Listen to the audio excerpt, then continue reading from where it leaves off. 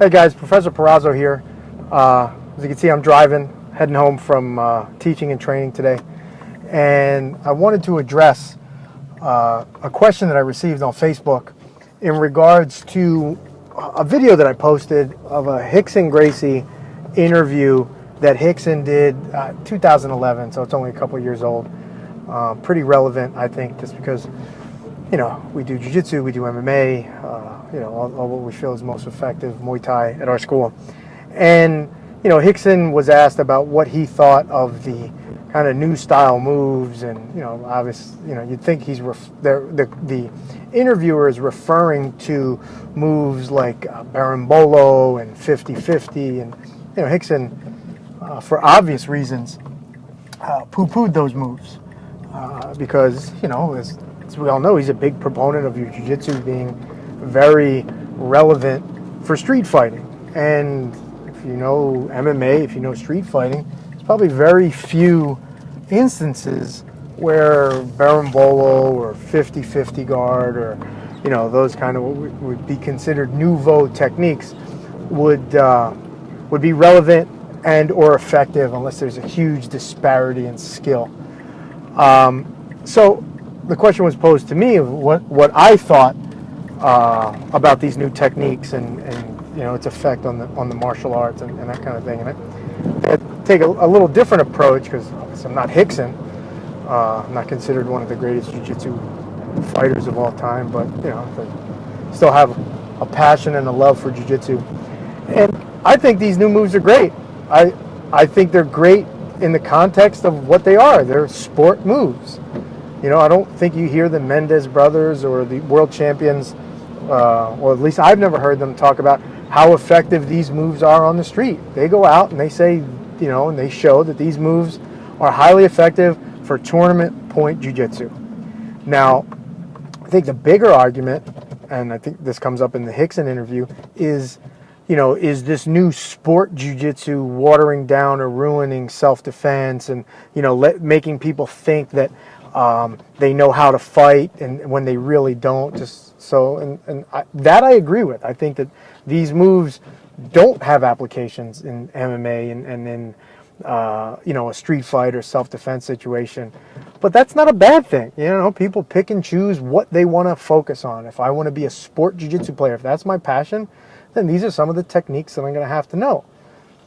But you look at people like Hadra Gracie and you know, guys like Jacare and, you know, Damian Maia and you know, these former world champions that have moved into MMA, and you can see that their techniques are very different than, say, some of these nouveau guys, the Mendes brothers, and you've been able to see that these guys that I just named have been very effective with their jiu-jitsu in MMA. So you need to make sure that, you know, hey, sport jiu-jitsu is a box, you know, and it's a box that says, hey, if you're going to get good at sport jiu-jitsu, you need to know sport jiu-jitsu techniques. If you want to be good at self-defense, you have to practice self-defense. If you want to be good at MMA, you have to practice it all and spar and do all that good stuff. So are the techniques ruining the sport? No, I don't think so. Just because it's a sport, you know, it's nothing. There's nothing that those techniques could do to ruin the sport.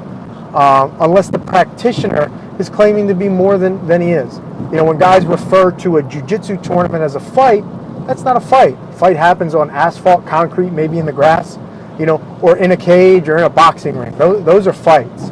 You know, when people are doing the ADCC, they're not fighting, they're grappling. It's a sport, you know, much like playing baseball or football.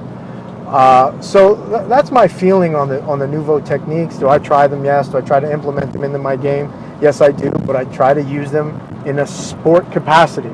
You know, if I'm training my students for self-defense or for MMA, I don't really emphasize or focus on those techniques. You know, those get peeled away. And the guys in our schools that do fight MMA, you know, they're told clearly there's certain jiu-jitsu positions that they can't, you know, utilize, and they shouldn't utilize. And if they get there, they need to scramble out of them quickly. It's kind of like, you know, we know that sometimes in a jiu-jitsu match or a submission wrestling match, you'll turtle up. Well, if you're a jiu-jitsu guy, turtle up could be one of the worst things in the world if you're fighting MMA. So, you know, in a regular jiu-jitsu match, not terrible, but not great either.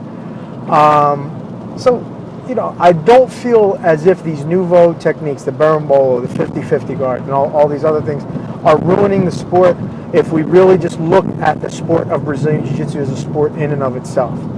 If you're looking at being a well-rounded martial artist, you need to be able to pick and choose and weave, or pardon me, navigate through the world of MMA, navigate through the world of self-defense, navigate through the world of sport, jiu-jitsu, and submission wrestling, so that, I don't appreciate those guys that, you're training and they say, well, I would never get caught in this if this is a street fight. Well, it's not a street fight. We're wearing a gi, we have a timer on, and we both know that this is a grappling match. So everything doesn't need to boil down to a street fight. Everything doesn't need to be the World Championships of Brazilian Jiu-Jitsu. We need to be able to say, hey, all right, these techniques are appropriate for this setting.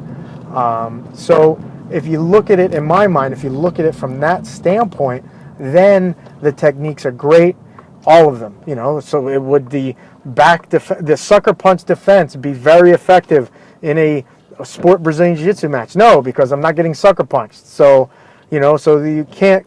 A lot of moves don't typically, or not typically, but they don't cross-pollinate, So self-defense can't be used in, the strict self-defense, the sucker punch defenses and the kick defenses, and somebody's going to hit me with the bat.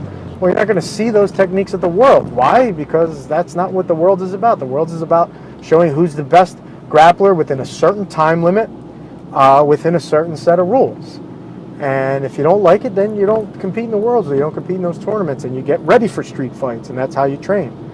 And vice versa. If you don't like self-defense, then you don't train it. You train the sport. But if you want to be a well-rounded martial artist, which I hope everybody wants to be, you train it all. You train your kickboxing, you train your self-defense, you train your boxing, you train your jiu-jitsu, you train your wrestling. And if you're just doing grappling that day, you're focusing on your grappling, and you're not letting other things give you excuses for maybe why you're not doing well. There's the answer. That question was posed to me by one of my blue belts, Phil Lopez. He trains out at Knockmoyen King of Prussia, but is an MMA fighter and a fan of Jiu-Jitsu. And he posted it to me on Facebook, and I thought this would be great for our YouTube channel here. If anybody else has any more questions, feel free to throw it up on here, send me an email, or check us out at njmaonline.com. Thanks, guys, and I'm driving in the rain here, trying to merge in traffic, so I hope everybody has an enjoyable rest of their day.